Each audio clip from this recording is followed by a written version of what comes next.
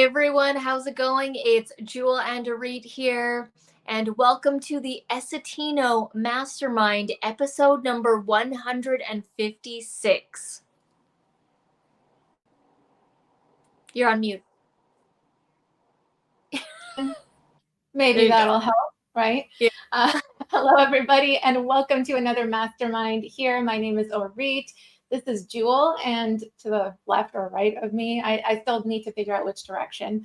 We're both founders of Essetino Media, and we host these live streams for you on various topics. Today, we have a special topic about becoming the go-to expert, the go-to pro in your field, in your niche.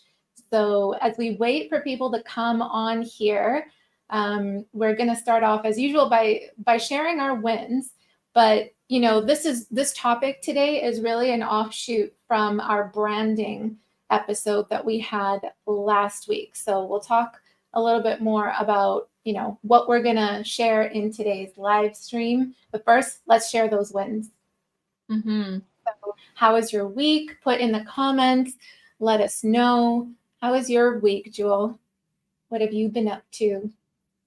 Well, I've actually this was a major win, not related to business, but I helped my parents and my sister move into a new house. So for the longest time, it's been a goal of our family to have my sister and her family and my parents at the bottom basement area live together in one big house.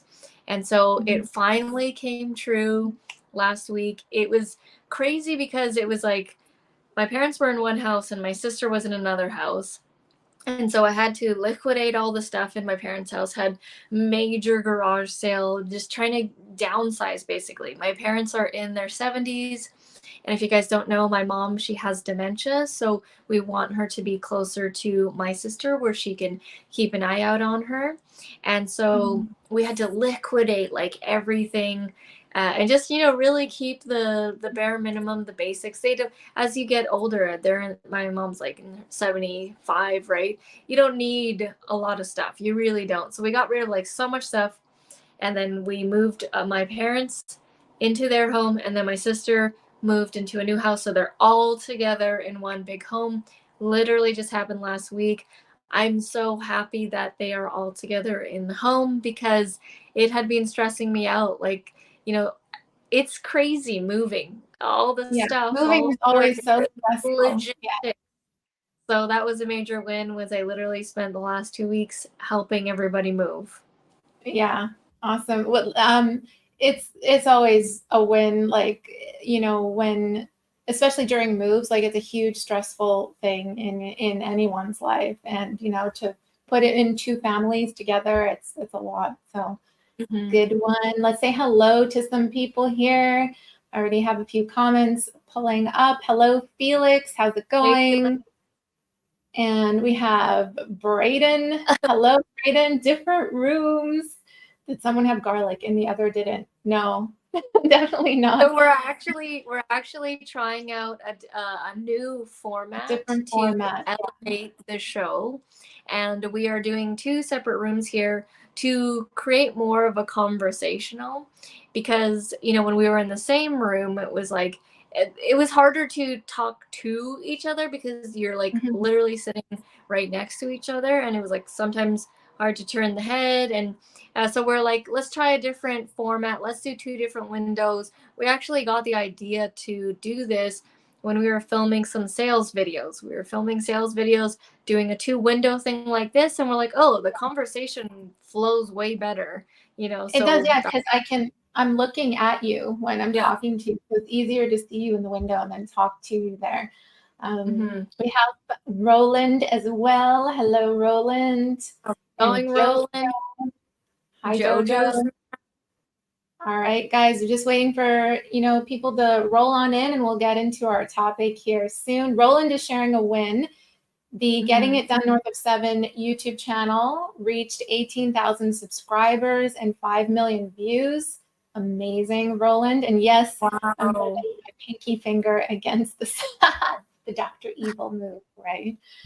Very cool. That's That's amazing. incredible. Almost 20,000 subscribers. That Wow. is a good one. So cool. So cool. We have Rye. Hello, Rye. How's it going? I love the Hey, new Ryan. format. Feels like we're watching you talk to each other as opposed to you talking. Exactly, right? Yeah, Yeah. we're just It's trying. more inclusive. Yeah. Sorry, you cut out there, Jewel. What'd you say?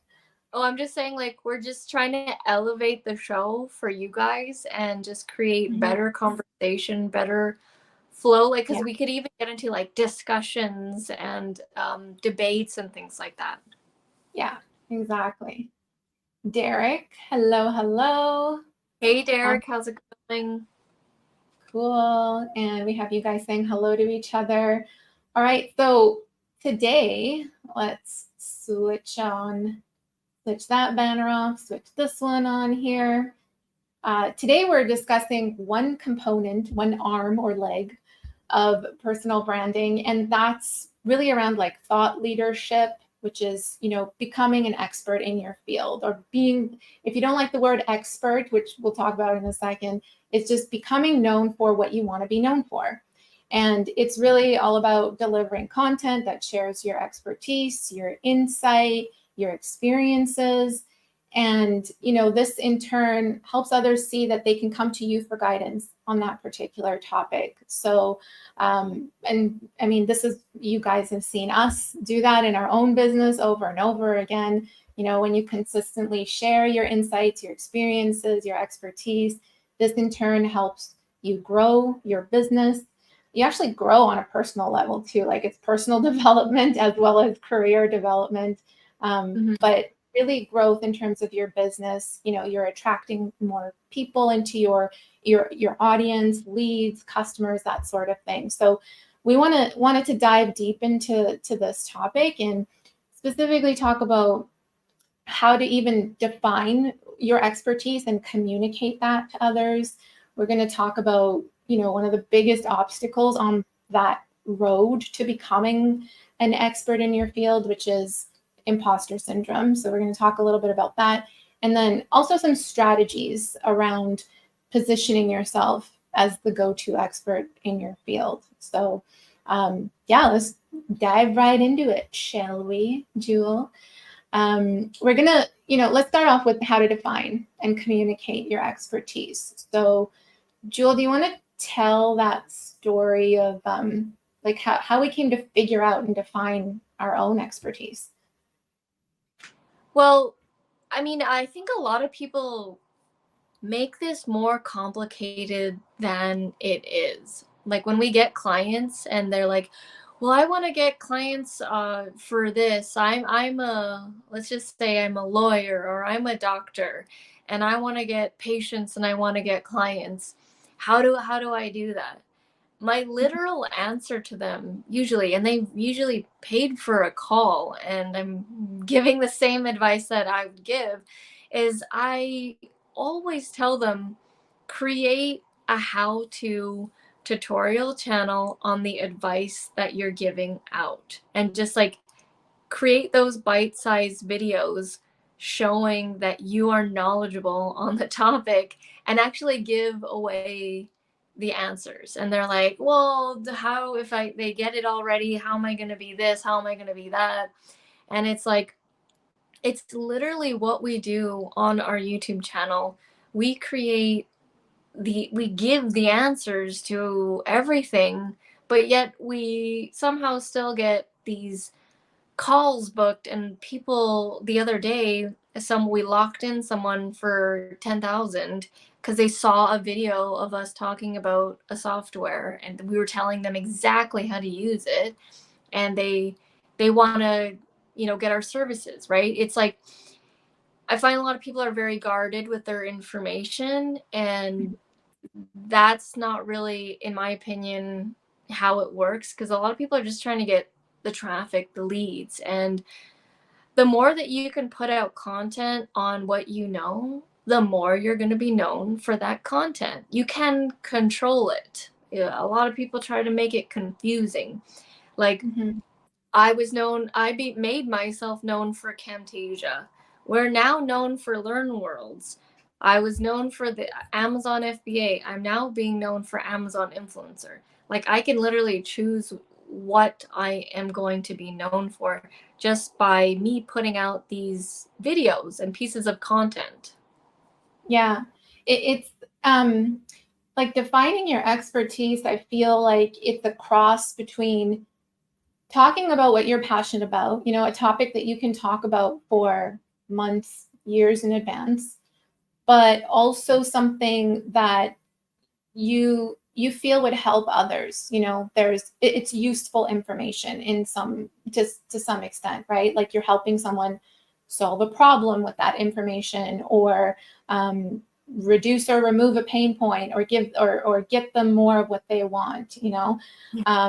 So it's like it's a cross between those two things, because I feel like if you don't have the love for it, but then you just try to pick something to go all in with, then it's not going to be sustainable for you. It's not going to be consistent. And it could end up, leading to burnout, or you switching gears later down the road. And that's going to be confusing for your audience, because they're like, oh, weren't you talking about this?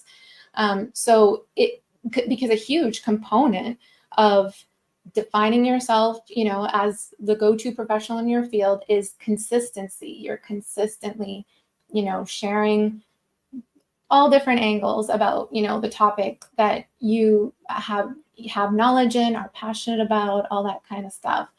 So, and it could even be as simple, like I agree with you, Jewel, when you said sometimes people overcomplicate it, because I feel like sometimes they feel like they need to be like really a master in that topic before they feel like they've earned the right to share that knowledge.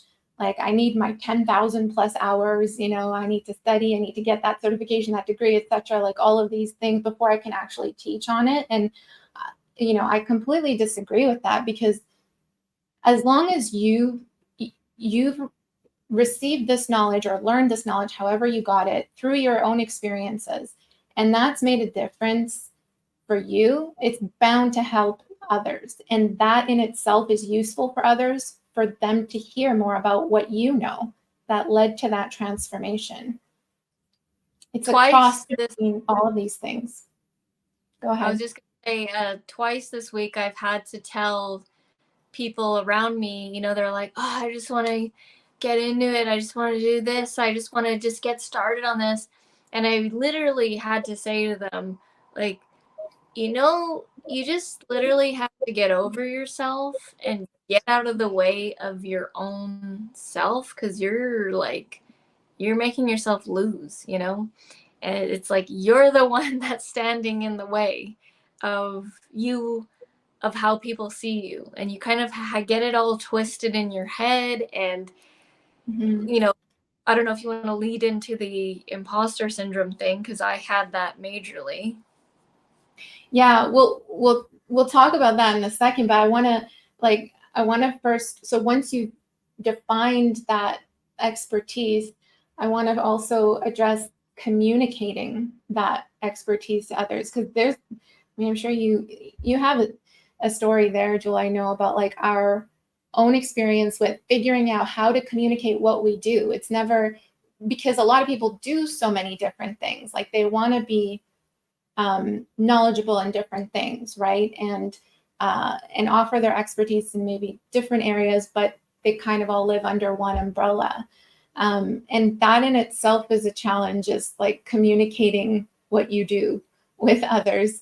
It took us forever to come up with a clear way to describe what we do. And, it went from share your talents online to, dare to be dream driven. And now it's create profitable content. But it's okay to not exactly know like that perfect one-liner or everything like right in the beginning, because you're going to evolve yourself. So you don't have to have it all figured out beforehand. Like, I want to be known for this and this and this, because that's going to evolve over time. And, that message as well will evolve along with that. So it's it's okay to still be a work in progress is what I want to say, and to try different ways of communicating what you do with others.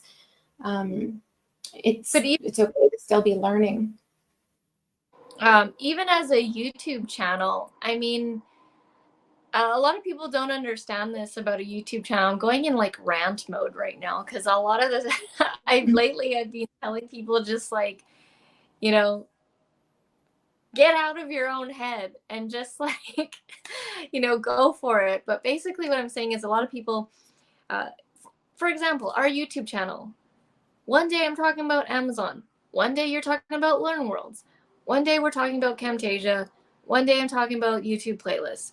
The cool thing about a YouTube channel is the right people will find that stuff, And most of Mm-hmm. the time, the people aren't, I mean, there's some super fans like you guys who watch all the stuff, which we're totally grateful for. But the majority of people, they just watch whatever they want to watch. And so, in particular, I'm talking about YouTube where people are like, well, I can't talk about that because I'm talking about this. And it's like, okay, like you can talk about two different things and they can work separately on YouTube. And we are totally proof of it because, we have people contacting us over here. They want a website design because they saw something that Auret designed. Somebody wants a PDF design because they saw that PDF video. Somebody's contacting me about Camtasia because they saw that video. Like if you put the proper calls to actions on them, like it's totally cool and it's totally fine. And it's just people like to overcomplicate things. The saying is true, just keep it simple. When things start to get convoluted, you're like, whoa, hold on, let me just unravel this here. Let's just go a little bit more simplified, right? Mm-hmm. Even like how we run the day to day, we can't, if people think we have this crazy elaborate labyrinth of stuff going on, but it's like we're very basic and we want to keep it as simple as possible. So when people say, how do I get clients from YouTube? And I just go, create how-to tutorials on the exact topics that you would teach to or give advice to for a paying client and put it in a video format, record it, put it out there, and you will get clients. It's like that's Yeah. it, honestly, in its most basic form. Obviously, you need to learn how to do videos and everything, but it's really that basic. Yeah. And you don't have to put a label on what you are. Like, I'm a digital marketer. I'm a digital marketer. I'm a website builder. I'm a video, Jules, a video editor. I'm a graphic designer. Like, I could say all of these things and communicate that to people, but there's a million other people like that out there. So I think when it comes to communicating what you do, like communicating your expertise for other people, don't overcomplicate it or put a label on it. Just, say simply how you can help someone. Why should they care? Go in that direction rather than what you do. So why should they care? Like what problem are you solving for them? What is the benefit that that someone will receive after working with you? I think all of those kind of Well, oh, sorry. tie into what you do. It's okay. I think there's a bit of a lag. That's why we're like, Yeah, uh. I Go ahead. will say that we lean in towards the YouTube, like with someone, because you got to pick something when someone says, "What do you do?" I always lean in towards the YouTube stuff, and I sometimes pick and choose. If I don't want too many questions and I'm in a hurry or something, I'll say something like a website designer, because then I'll be like, "Oh, okay." But then if I want the curiosity cola, there's this curiosity cola, I'll say YouTuber because then I know that there will be questions involved with that. Mm. For me, it depends on the person that I'm talking to, but if like I know they'll need help with design or graphic design, I'll be like, yeah, I help people create graphics for social content or help design websites or something like that. Like that is specifically talking about a benefit of how I can help you rather than putting a label on it. But yeah, I mean, this, becoming an expert, the go-to professional in your field, what stops a lot of people on this journey is from building authority and from even sharing what they like, their knowledge and what they have to offer, is imposter syndrome. You know, it's thinking that they're unqualified to share their knowledge. And this many times, like you and I, Jewel, have been in situations where we've had imposter syndrome take over. It's an uncomfortable feeling where you're given an opportunity to share your knowledge with others, and you're like, oh, feeling a little bit like you're unqualified, or you attribute that opportunity to luck. And Jewel, why don't you share your imposter syndrome story? Oh yeah, I had imposter syndrome bad. I specifically remember 2015, 16. We were just getting into the Fiverr days where we were freelancing on Fiverr. And even then, Auret wanted to charge higher. She wanted to, let's say, charge like $100 for something, right? And I'd be like, oh no, do 50, do 50. It's too great. They're not gonna. It's too crazy for them. They're not gonna pay $100. I would say things like that, and then Yeah. Auret would be like, how do you know they can't pay 100? I'm like, trust me, they can. And I would like have all these things, but really, really, what was going down was I felt like I was not worthy for the $100 job, right? And I've mentioned this before. It's like, it's totally normal to go through the imposter syndrome. Everybody goes through it, right?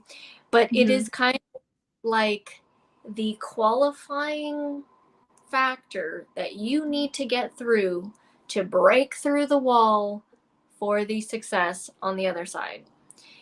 It's part of the entrepreneur's journey. And if you cannot break through, then you're just gonna stay in the background like spinning your wheels. And so it's uncomfortable to send out the email or even live, like now these days when they're like, okay, well, how much is this going to cost? And then we'll be like, well, you're looking at about $5,000. Like, I couldn't even fathom charging that kind of an amount to anyone ever. That scared the crap out of me. And I would even get like upset when we were getting like a wanted to charge like $1,000 or something. But honestly, how we got over it was doing the work. Like, so let's say the $100 and then charged 50. We did it. And then they went, wow, that was amazing. I really enjoyed that. Like the great work. And then was like, we just kept getting evidence after evidence after evidence that what we were doing is helping people. People enjoy our work. And then we slowly did a small incremental growth. So we charged a little bit more each time. And we literally started from free, where we did everything for free.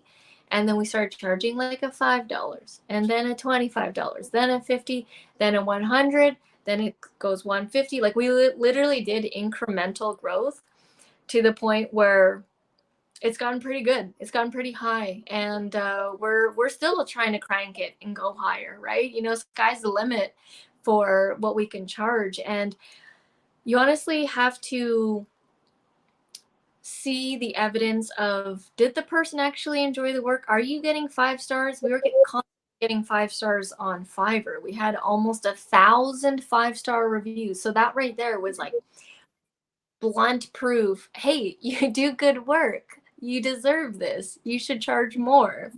When people actually say things like that, pay attention to that, because those are the clues that, hey, maybe I am doing this correctly. Maybe this is good. And did we start off with that? No. Did we do bad work before in the past? Hell yes. Yeah. But it's part of the growth. Like I always, you kind of just have to get over yourself and just like be bad in the beginning, because you're not going to start off good. You have to start off bad, get better, get better, get better, and then grow from there. Right? So imposter syndrome, totally normal. Everybody gets it. I had it really bad for the longest time. And honestly, what got it through was just going through the crap and slowly incrementing the numbers until Yeah, are there people these days that go, oh, that's out of my budget? I don't get hurt or anything by it. I'm just like, no problem. That's our price. Let us know. Some people even say they're gonna save up for it, or can we do it in payments or whatever? And it's like, it's totally fine. A lot of people think they are afraid to get hurt or fail, but like, trust me, the more times you can feel that, the better it's going to be for you, because you're going to get a lot stronger, a lot faster. You're going to be more efficient, and eventually you won't even get phased when someone says something.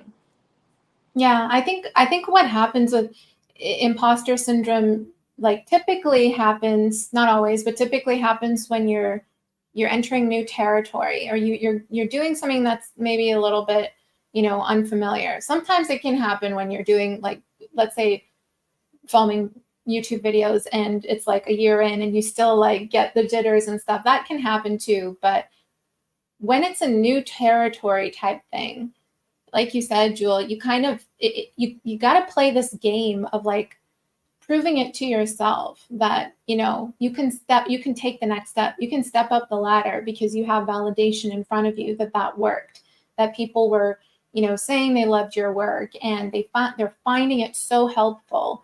And it's not due to sheer luck, it's genuine comments, genuine customers, genuine reviews, like all of these sort of signals that we get, pieces of evidence that let us know, we're not an imposter. We're actually helping. We're really helping people. Just drop an emoji in the chat, guys. How many of you have experienced imposter syndrome or anything like it? Those thoughts of, I feel a little bit unqualified to do this, or I'm attributing it to luck, all the stuff that we're talking about. Just drop an emoji. Let us know if you can kind of relate to this or connect with this. Einstein, I have a quote like from Einstein here, that because I thought it was relevant, so I put it here. Einstein once said, the only source of knowledge is experience. The only source of knowledge is experience. So your knowledge is a direct result of your experience. And everybody has a bucket load of experiences, which means everyone has a bucket load of knowledge to share. So I want you to think in those terms, and not like you have to have some sort of qualification or requirement met in order to share your knowledge with others. So it doesn't matter who you are. Every single one of you have something to give, because you all have acquired a wealth of experiences over your life that other people can benefit from. Let's just head over to the chat and see what you guys are up to. I'm going to scroll up here. All right. Oh, Timothy's in the house. Hello. Hey, Timothy. And we have Tracy as well. Hello. And Eve as well. Hey, Eve. So a couple comments here. Roland says, I didn't know how to edit videos until I watched your videos. I didn't have a clue which video editor to use. I saw your library of Camtasia videos and I knew I was in the right place. Yeah, you know what's funny, Roland? Like, a lot of people have said this to us, that they've watched our stuff and then later down the road, they end up doing those services for other people, which is so cool, because it's like the skill started here with our videos. I find that so cool. Roland, we were just talking about you. We constantly use you as an example because, you're someone who doesn't know, like, you've learned so much stuff from us, and you just so freely ask, right? You're always just like, how do I do this? Or how do I do that? How did you guys do this? What should I price for this? And I love that, because you have no fear in asking. And when we do tell you what it is, you go and do it. Like, you take action on it. And we were using you as an example the other day, letting people know that, you started the YouTube channel, and then you now have 2 YouTube channels. You're doing Amazon influencer. You're making money online with all these different ventures. You're building your multiple income streams. And you're just such a great example of someone who is what I perceive as fearless, because you just, it doesn't matter if it's new. You're like, oh, I'll try it. I'll, make it happen. And you just go for it. Some things work, some things don't, but you just go for it. Yeah. And I You think, just dive in. yeah. I love this comment as well. Thank you, Roland. I always remind Jewel and Reed how much I've learned from them and still learning. It allows me to teach what I know. Absolutely. Yeah. You've grown so much. Hey, Phil, how's it going? Hey, Phil. All right, another comment here from Derek. I know I first started my channel as a hobby. That's how most begin. It was a few years later that I got monetized. It was another 2 years after that when I chose to turn YouTube into my job. Yeah, there's this whole evolution that happens, when you just start with something that you love. And yes, you can call it a hobby in the beginning, but it can turn into so much more as long as you keep going at it. You staying persistent with it, you're staying consistent with it, and you're acquiring new skills as well to add to what you already know. And that's turning it into a business for you, Derek, right? Like you started with this love for movies, and creating these videos that you do, and you're sharing that with other people, and you've learned how, you're learning how to monetize that. And you're a perfect example of how, like, you don't have to have it all figured out as well, like right from the beginning. You just got to start and just keep going. Okay, what's the next step? What's the next step?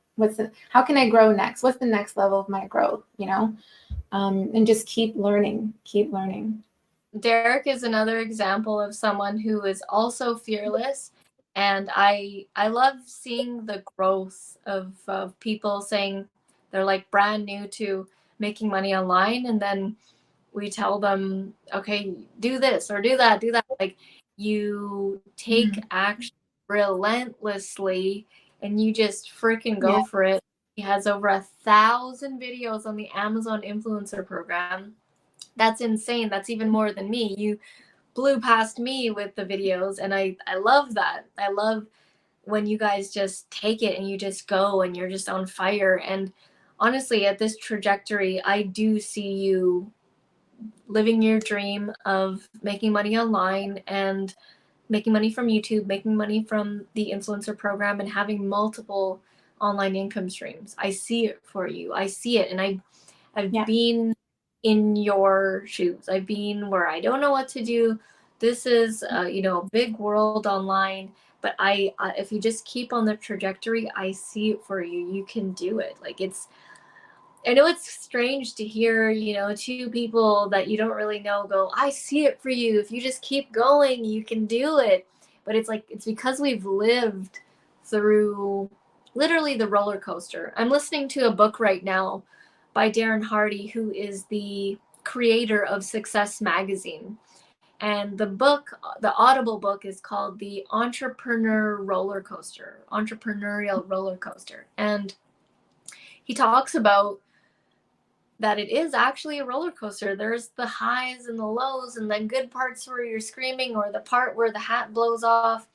And it's just like, it's a good book to listen to. He's very animated. It's when the author is animated, it makes it easy to listen to, and it's just like, it's a nice audio book to listen to while you drive. Yeah, that is a good one. Or the Darren Hardy is also the author of The Compound Effect, which we've talked about before on this channel, on the live streams as well. Great author. Hey, Dawn, how's it going? Hey, Dawn. Hello. Good to see you. Been a while. What have you been up to? And Roland, great statement from Roland.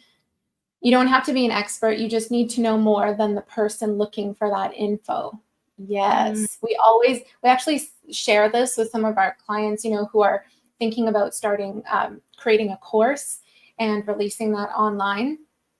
And there's so many different levels of knowledge in a particular area. I wouldn't even call myself like an expert in graphic design. I'm not, or like copywriting or anything like that, because I know there's still so much to learn. But I know that I have more skills and knowledge in the area than someone who doesn't have that at all. Than someone who's just like starting out or doesn't even want to do graphic design themselves, but they need help outsourcing that. So you're absolutely right. You don't have to be an expert or a master in a topic. You just need to know a little bit or enough so that someone who doesn't have any knowledge at all in that area is looking to you for guidance, looking to you for help. I'm nowhere near an expert at video editing. Like, Yeah, I know it's enough to do courses, YouTube videos, and some promo stuff. Like, I'm nowhere near the crazy videographers that do all the crazy stuff. Like, but here's what I do know. I know how to market, and I know how to get clients, and I know how to sell. And that to me is worth more, in my opinion. I feel like I've just scratched the surface on graphic design. There's so much to learn in there. But yeah, 100% good statement from Roland. Eva saying, so even if you are thinking about starting a course, still do how-to basics? I'm guessing this are you creating a course or starting a course? In general, if you want to sell a product or service, what I'm saying is to create how-to tutorials from basics to advanced that sell the product and service, right? And use our channel as an example. I did a video on how to delete playlists. Is it astronomically hard to delete a playlist? No, not really. But for some reason, people want to look it up and they want to find it. They find my video. At the end of it, I go, hey, if you want to know how we do a YouTube channel and our YouTube channel makes 5 figures a month, check out the link down below to our YouTube course called The Profitable Channel. It was a video on how to delete a playlist, right? Yeah. And there was probably other videos on YouTube for how to delete a playlist. Yeah. That's another thing that can stop someone from just sharing their knowledge, is seeing all of these other people in that same area or in that same niche sharing their stuff. And they're like, well, they're already doing a great job. So what do I have to offer, right? I can't even tell you how many social media tutorials are on YouTube, like millions probably, like so many. But you just got to go for it. You just got to do it. Just if you are passionate about it, you have knowledge in it, and you want to share it with others, who cares about all those other people? Who cares about all those other videos? Release it. See what happens. If you don't get many views, that's okay too. Release the next one. See what happens. Don't get discouraged. I know it's easier said than done, but I mean, like, just keep going. If you don't get the results that you expect, then just keep trying different things. Come at your topic from different angles. It's all a learning journey. You're always gonna, as long as you keep learning as well, and you're demonstrating that you have knowledge in this area, and you're sharing that with other people, and you're doing a great job of that, meaning creating high quality content, you'll see people will come your way. You'll get emails in your inbox. You'll get DMs. It will happen. All right, let's just head over here. Roland saying, I always struggle figuring out a price to charge for videos. Sorry, go ahead. I think you skipped Tracy's comment there. Yes, I'm feeling guilty right now because my spare time is all being spent on Amazon influencer program, not putting up new content on my channel. What are your thoughts on that, Auret? What would you say? That's okay, Tracy. I would say that's okay. I mean, that's totally fine. I mean, you need to be able, if you only have a certain amount of time, you need to be able to prioritize, and you can always just come back to something, but you can also be more, strategic with your time as well. When you're in filming mode for Amazon Influencer Program, you can also, let's say you're filming like products in your garden or whatever, you could repurpose that content as well for content for your YouTube channel. So you can kind of, I don't like this phrase, but kill two birds with one stone. But I mean, that's likely, I don't know for sure, but that's likely, the Amazon Influencer Program is likely what's monetizing more for you right now. And, that makes sense to prioritize your time there. Yeah, I totally agree. I was going to say, yeah, I mean, if you have a certain amount of time, I would be doing that too. But maybe if you are feeling guilty, maybe do a quick 5-minute live stream outside in your garden, doing a quick walkthrough. Hey, this is what's going on in the garden right now, or something that you can do a live stream. And the reason why I say live stream is so that you don't have to edit it after it's like done, right? Like we don't edit this afterwards. Well, we take it for shorts, but I mean, it's its own content at the end of it. And I think you should be focusing on Amazon Influencer because I keep talking about it. Q4 is coming and you want to have as many videos up as possible for the consumer buying season, right? So I don't blame you, and I think you should go for it. Braden's also reassuring Tracy, yes, same bucket. Roland, I always struggle figuring out a price to charge for videos on products for companies. I know if it's a product I don't care to have, I ask more. And if they turn me down, oh well. What are your thoughts on that, Jewel? Yeah, I mean, it's kind of like what you did the other day where we got an inquiry for something super simple. It was like to create this form, and or he just put this number out. It was like in Canadian dollars, it was like 500 something, like 550. And the person said yeah, and then Uri finished it in what, less than a couple hours? Yeah, less than 2 hours. Yeah. Yeah.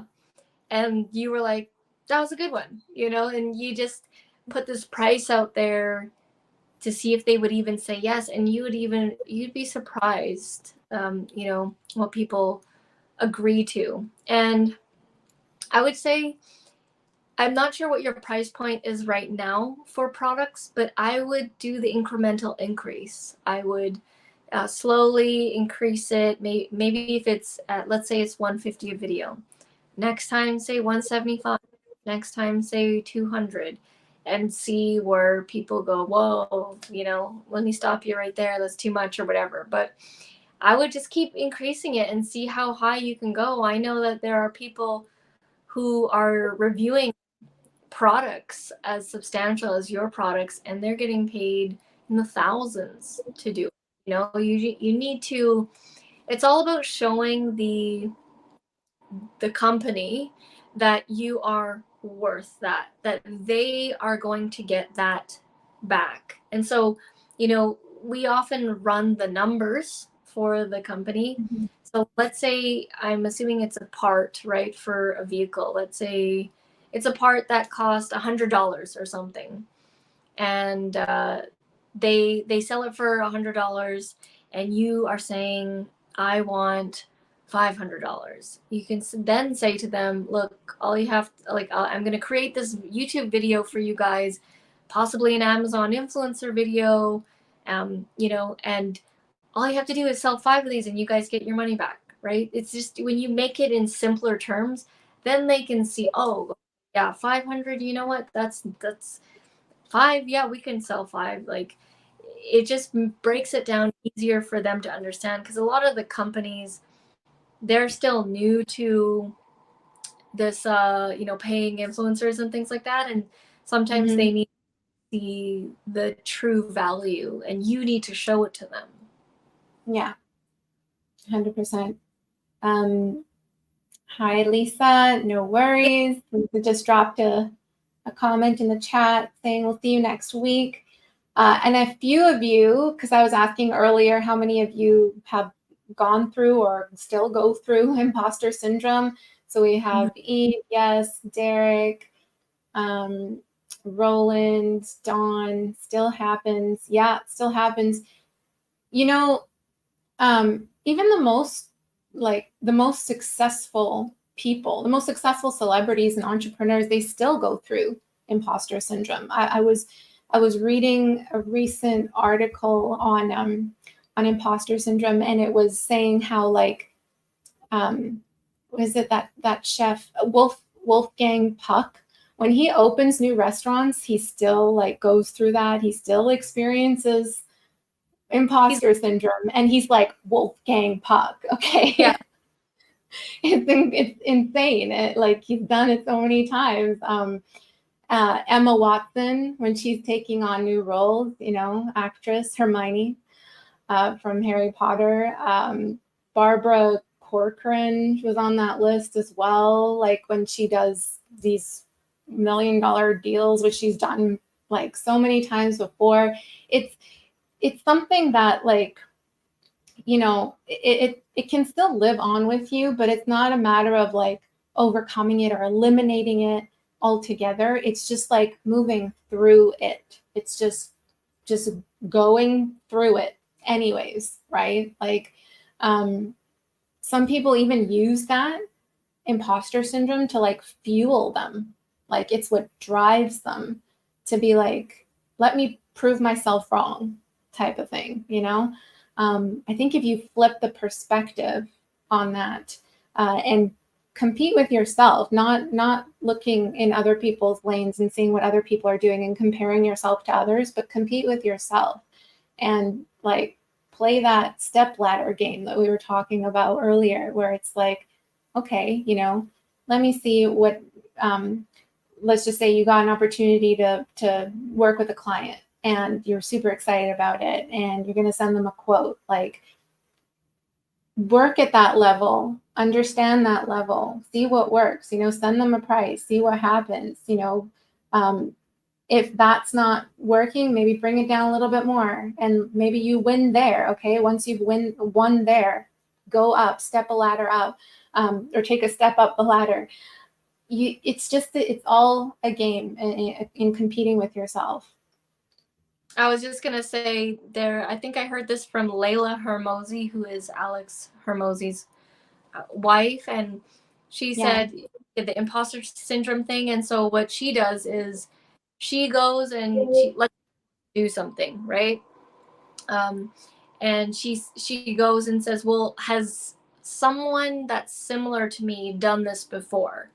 And usually the answer is yes, right? Yeah. And so she goes, okay, well then I can do it too. And that's what I've done several times when I was first starting Merch by Amazon. I remember I was so scared to start Merch by Amazon, and I'm like, I kept seeing people win. I kept seeing people say they made this amount, they made this amount.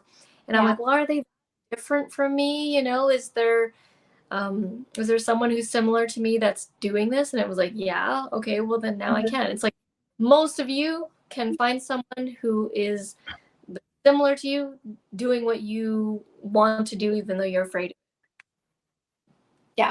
Yeah, totally. Imposter syndrome isn't a reason to stop what you're doing, to stop sharing your knowledge or to hide your gifts from others. It's all the more reason to just keep going, so you can prove it to yourself that you actually know what you're talking about, in a weird way. It's and it's even something that the most successful people live with. Let's go see here back in the comments. Eve was saying same. Camtasia was my initial point of contact, and Felix as well. Awesome. It's always good. I love seeing where you guys have discovered us from. Even when I get on these discovery calls with clients, I always ask them, how did you find me? Learn World's video or that video on how to make worksheets look better. It's pretty cool. Yeah. Roland says, I think you have to really enjoy editing to spend so much time editing. I'm not that guy. yeah, to become that like ultra master video editor type thing. I mean, you can do a lot, like even though, you know, you don't have all the knowledge in one particular area, you can already do so much with that, like that knowledge that's just scraping the surface. Like I'm just scraping the surface of Photoshop with what I know about Photoshop, but I'm able to do like so many different designs and graphics and business cards and flyers and all of this stuff. Um, Yeah, for yeah, me, don't downplay your I, knowledge. for me, I'm not going to be a full-time videographer. I've already realized that because I value time too much, and I'm all about productivity, and I'm all about the 80-20 rule. Like I know that if I do an edit that's 1 hour, I can do the same or better results than potentially if I spend 5 to 6 hours on a video. Yeah. And for me, I'm all about still quality, but quantity. And we've talked about that before. Yeah. We have a question from Chrome Mondo. Oh, sorry, Chrome Mondo. Hello and welcome. For content videos on YouTube, do you recommend 1080p or 4K, Jewel? It depends what kind of videos they are. Like if you're doing travel vlogs, then yeah, I would say go for the 4K because you got to show all the cool footage and all that kind of stuff. But if it's a how-to tutorial or something like that, 1080 is totally fine. And most people, there was a study, not a study, but like a poll or whatever. Most people are viewing it on their phone, and most people, the majority of the people in the world, don't even have access to view it in 4K. Oh, Like that, yeah. The bandwidth on the internet, yeah, is not yeah, enough to support 4K. Okay, that makes yeah, sense. world. Yes, Brayden, we're all just kids playing grown up, and it's really hard to get past that. Yeah, that's an interesting way of looking at it. Yeah. All right, let's switch gears a little bit and talk about strategies for positioning yourself as a go-to expert. This is just, you know, stuff that that has worked for us and that we've learned along the way. And this is by no means like a full exhaustive list of things. There's, you know, so many other ways. But one thing that I'll share, Jewel, and feel free to share, you know, your own tips or strategies for becoming the expert in your field is, well, we've already kind of talked about it already. Create something where you're consistently releasing high quality content. So that could be a podcast, that could be a blog, that could be a YouTube channel, but you have this project, you have this platform, this thing where you're consistently demonstrating your insights, your knowledge, your expertise. And that's the key word there. It's consistent. And removing yourself from needing to have every single piece of content do well. So like when you're releasing a blog post or you're releasing your next video, right? Don't be so tied to the results of that particular piece of content, because the name of the game is big picture, zoom out. It's the consistent release of one post a week or bi-weekly or whatever it is that you've committed to. That's the first step, is deciding what can I commit to and then sticking to that, right? That is huge. That is huge. It allows people to see, you know, that to get a feel for your knowledge, to get a feel for what you know, and to see if that's valuable for them to go on and take the next step, to purchase something from you, to become an audience member, to become a subscriber, a follower, all of those things.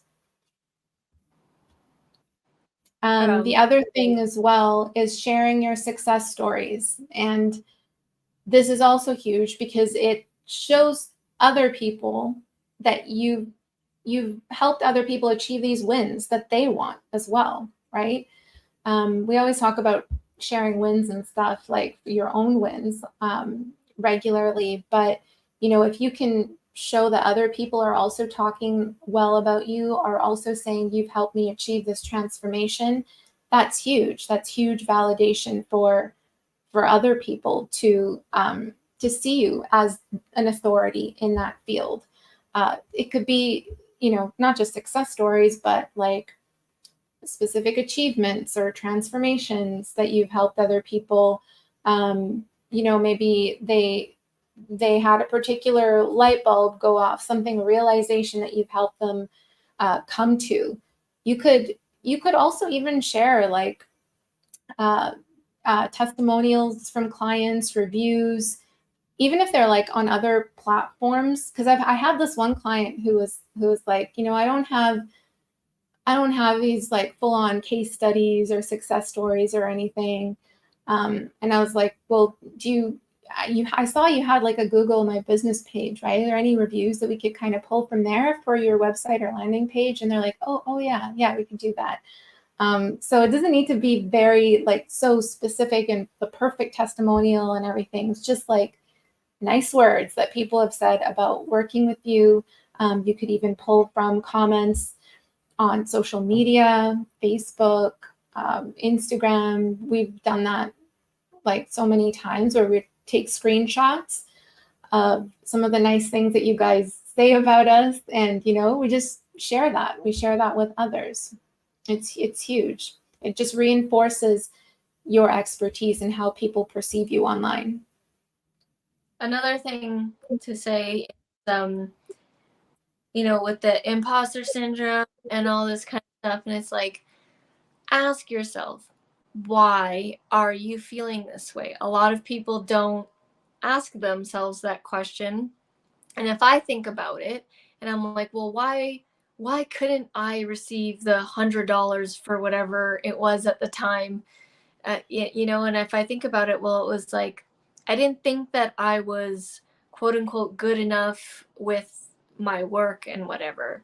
And then I heard Tom Bilyeu say this, where he said, okay, well, if you don't feel good about your work, we'll go spend, hundreds of hours doing it so that you do feel good. Like, get to that point, put your head down, focus, and get to that point where you do feel good. It's all just putting in the work, putting in the time. Obviously, you need to make tweaks to get better. You can't just work on something and if you're not getting better at it, but like the focus of actually growing and getting better, just do that. Then if you can't get over it in your mind, just physically work at it then. Yeah. Again, it goes back to always learning, always growing. You're picking up new things along the way. And even if you're like, you've just learned that, share that you just learned it. You could do a post about like, oh, I was reading this book or this article and this is what I've learned, this is what I found, and that kind of thing. Like, just because just because someone else wrote it's okay to kind of share that through them, what you're learning, because you are bringing that news to other people, and we could do that consistently. Another tip or strategy, again, this is just from our personal experience, that really helps people see you as the go-to expert in your field, is when you take your knowledge in a particular area and you look at it and see like, okay, what is my process for this? What is my framework? What is what I do? Because just to take, YouTube, for example, like we learned how to start and grow our YouTube channel, right? And then over time, we've developed a process that works for us, a framework that works for us. And it takes like a lot of work to really dive in and look at and see like, what is your step-by-step process? Because there's so many things involved, right? In that particular example of like starting and growing a YouTube channel. So many other people are talking about starting and growing a YouTube channel. But, it's okay, because if you can take your own process, your own framework, your own step-by-step, whatever you want to call it, secret sauce, and you package it. You package it into, it could be an ebook, it could be, or an actual book. It could be a course, an online course, a PDF. It could be a live stream or a webinar, but you're sharing this process in some sort of tangible form.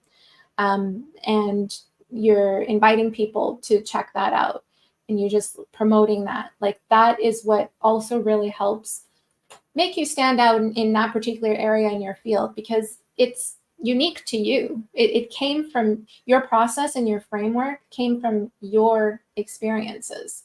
And everyone has a unique experience. Even though a zillion people are on YouTube, and so many people have their own way of starting and growing a YouTube channel, yours is still unique. Your process is still unique. So just keep that in mind. Gary V says, document and share. Because a lot of people are like, they're totally green, right? And it's like, document it and then share what you just did, right? That's why I love doing the episodes. That's literally what I did for Amazon Influence. All of a sudden, right, I'm doing this in quotes, all of a sudden, I'm the Amazon influencer girl, because, all I did was document myself from the very beginning, starting it out, and I share my wins and I share what I'm doing. Did I know what I was doing completely the entire time? No, I made my best educated guess on the information that I have now, and I tried things out, and then I shared some things that didn't work. I shared some things that work. And right now, I'm working on how I got a strategy where I have access to literally hundreds of products, and I can't even keep up right now because there's so many. And I'm documenting this process that I'm going to package up and share in a video, in a course, or as an updated something to the course. And that's all I'm doing. Perfect example. I was new to Amazon Influencer Program, but now I'm like getting known for it. And it's all I'm doing is I'm documenting and I'm sharing. And the stuff that I do know and the stuff that I do know that works, I package it up, put it in a YouTube video. I recently did a video, Amazon Influencer Pros and Cons. These are my pros and cons, the pros and the cons that I have experienced since April. I did 2 columns, pros, cons, film the video. And then there you go. That's a piece of content. It's simple. You don't have to make it crazy or convoluted. Yeah, absolutely. I'm just heading over to the comments here. Timothy says, I specialized in what I wanted to learn and sought after the very best schools and instructors. I also applied that for decades. With that being said, I never had imposter syndrome. Yeah, Timothy, you really went that route of like just going all in with, this particular topic, learning from the best people, and just keep applying that for years over years. And it's really like, that's inspiring. That's motivating. That you were able to just find it and go for it and do it. And now you are it. Like, you're an incredible artist. And that's not always everyone's journey, It's like people got to wiggle their way through to really find what they gravitate towards, what they love doing, what they want to learn more about. It's not always clear cut. You're one of the lucky ones. Derek says, I've only been sharing my online wins in this chat, the profitable reviewers. There's more to the wins. I love seeing your wins, Derek. He says, the Profitable Reviewers Facebook group and personal Facebook friends. Okay, got it.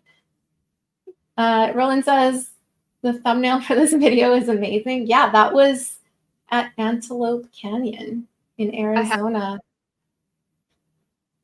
There it is. Incredible place. So cool. Just breathtaking. Like, it's one of those, like, wow nature moments that you're there and you're just, you just want to like not say anything because you're just so in awe in the moment of like looking around you and just seeing the beauty of it. Mm-hmm.